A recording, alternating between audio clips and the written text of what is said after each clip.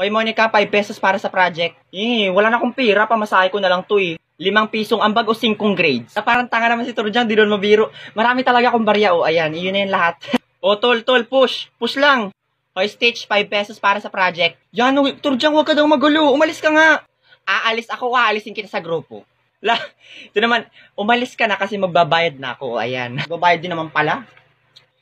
Guys, may mga kulang-kulang pa ang bayad dito. Maniningil uli ako. Si Turjang yan, di ba? Turjang, ikaw yan? Lato lang ganda ni Turjang, Uy, parang tanga. Hala, best layer ka na. Wow naman, Turjang. You're so expensive. True. Oh my gosh, wait. Let me just get my phone and take some pictures. Hala, Monica, nakakahiya bagawag. Arte. Ayan, you're so pretty. Oh my God. By the way, this cellphone nga pala is galing sa link sa bio ko. So kung gusto nyo rin manalo, just click and download the link in my bio. And you have a chance to win free load, free cellphone, and free appliances. Download now.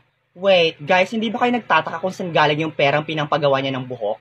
True. I have a bad feeling na ninakaw ni Turjang yung class fund. Di ba, Quazo? Akala ko ako lang ang nakapansin. Sabi na magnanakaw. Guys, let me handle this. First of all, I'm not a thief. Di gaya ng kapatid mo, Quazo. Di ba nakakulong yun?